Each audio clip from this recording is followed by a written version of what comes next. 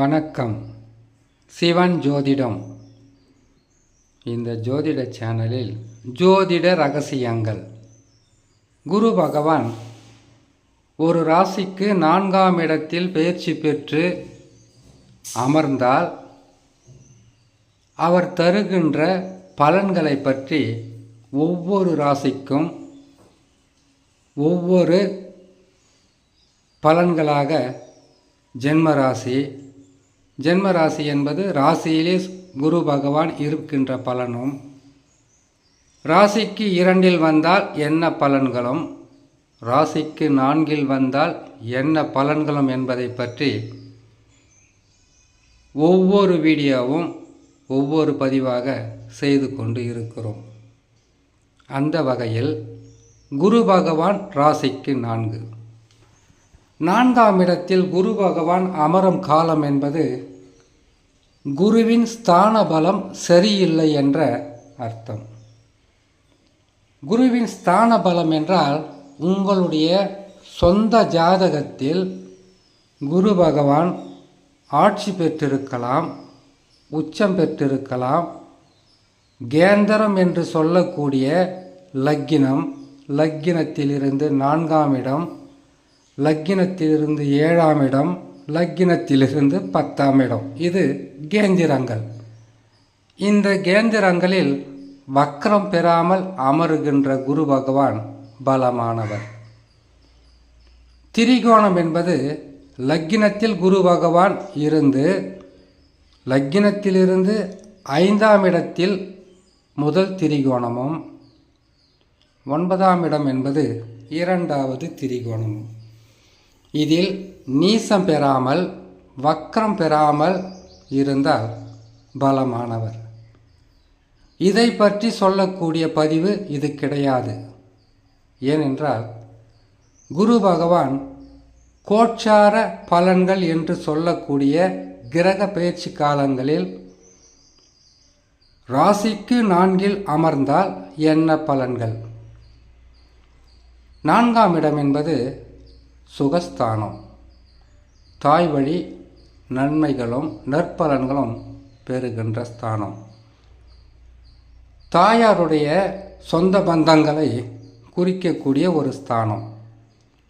இந்த இடத்தில் குரு பகவான் அமருகிறார் என்றால் தாய் வழி உறவால் சில பிரச்சனைகள் வரும்.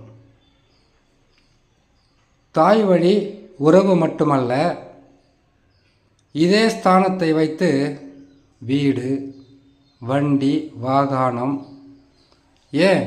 ஆடு மாடுகளை கூட எடுத்துக்கொள்ளலாம். உங்களுடைய உடல் நலத்தையும் எடுத்துக்கொள்ளலாம். சுகஸ்தானத்தை பாதிக்கக்கூடிய மிகவும் கெடு பலன்களை தரக்கூடிய இடம்தான் இந்த ராசிக்கு 4ஆம் இடத்தில் குரு பகவான் அமருவது.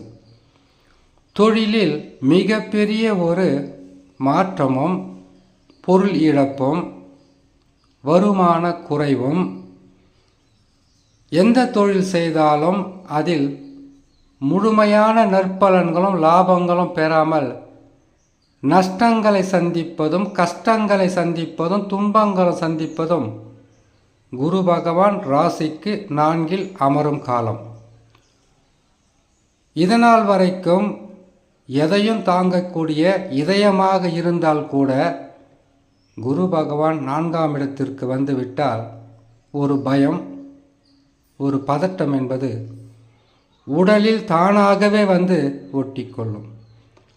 என்ன செய்வது, எப்படி செய்வது என்பது உங்களுக்கு புரியாத அளவிற்கு துன்பமாகவும், வாழ்க்கை என்பது பல வகையான குழப்பங்கள் நிறைந்ததாகவே மாறிவிடும் குரு பகவான் ராசிக்கு 4ஆம் இடத்தில் அமரும் காலங்களில்.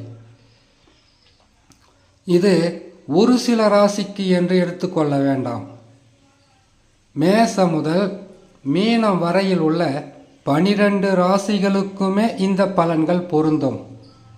இது இந்த காலத்திற்கு பொருத்தமாக இருக்குமா, ஒரு 10, 20, 30 ஆண்டுகளுக்கு முன்பதாக பிறந்தவர்களுக்கு பொருத்தமாக இருக்குமா, இல்லை 2030, 40, 50 ஒன்றுமில்லாத வருஷத்தில் வரக்கூடிய காலத்தில் இது பொருத்தமாக இருக்குமா என்றால், முதலில் ராசிக்கு 2 வருகிறார் என்றால் நன்மை என்று சொல்லியிருப்போம். ஜென்ம ராசியில் பாதகம் என்று சொல்லியிருக்கோம். 3 வரும்போது பல வகையான பிரச்சனைகள் என்று சொல்லியிருக்கோம்.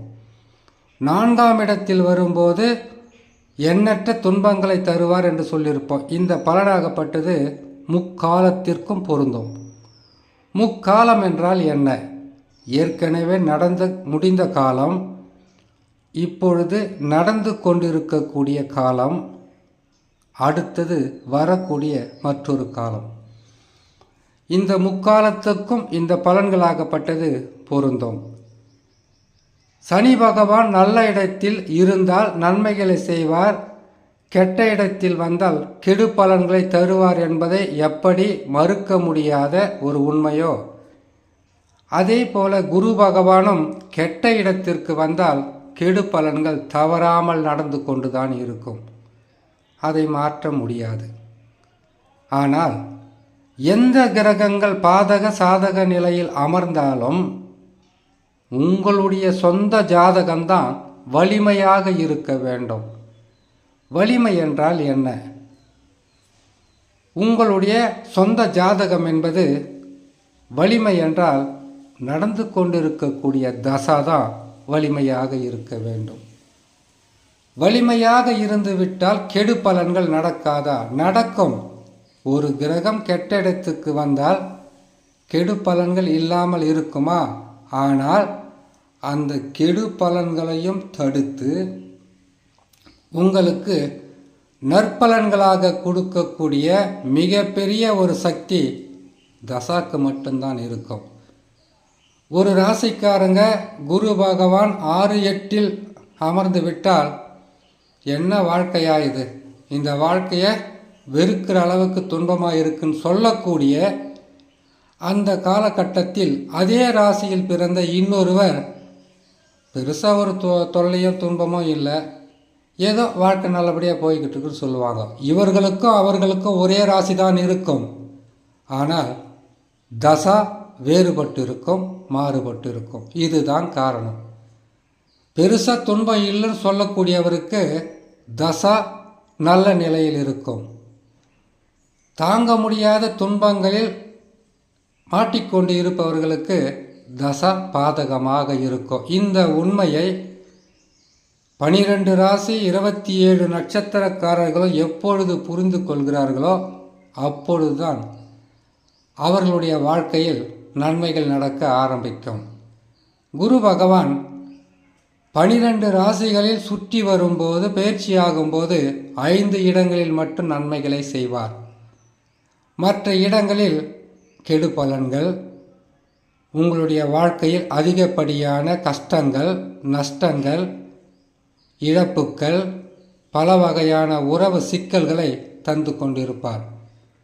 சுபகிரகம் என்று சொல்லக்கூடிய குரு பகவானே 12 ஆண்டுகளில் 5 ஆண்டுகள் மட்டும்தான் நன்மைகளை செய்வார்.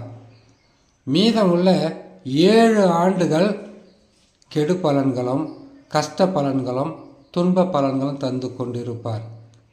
ஆகையால் ஒரு ராசியிலிருந்து மற்றொரு ராசிக்கு கிரகங்கள் பயிற்சி பெற்று அமரும்போது அது நன்மையாக நடக்க வேண்டுமா தீமையாக நடக்க வேண்டுமா என்பதை கிரகங்கள் பயிற்சி பெற்று அமர்ந்து தருவதாக இருந்தாலும் தசாபலம் மிக முக்கியம்.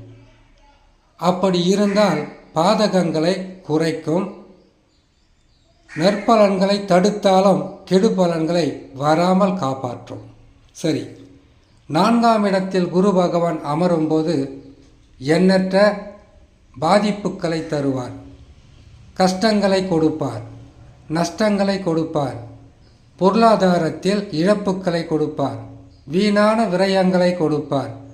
விரயம் மட்டுமல்ல, பல வகையான உறவுகளால் துன்பங்களையும் தருவார். நம்பிக்கை இல்லாத மனிதர்களை உருவாக்குவதும், நம்பியவர்களை ஏமாற்றங்களை கொடுப்பதும், ஏமாற்றியவர்கள் உங்கள் கண் முன்னே இருந்து உங்களுக்கு தொல்லைகளை கொடுக்கின்ற காலம்தான் குரு பகவான் ராசிக்கு 4 அமரும் காலம். இதனால் குரு பகவான் 4ஆம் இடத்தில் அமர்ந்தால் இத்தகையான பலன்கள் கிடைக்கும். இந்த நேரத்தில் சனி, ராகு, கேது தசா பலமாக இருந்தால் பெருசாக பாதகம் இருக்காது. ஓரளவுக்குத்தான் கெடு பலன்கள் இருக்கும், மற்றபடி துன்பங்களாக இருக்காது என்று சொல்லி இன்னொரு நல்ல பதிவில் உங்களை நான் சந்திக்கிறேன். நன்றி, வணக்கம்.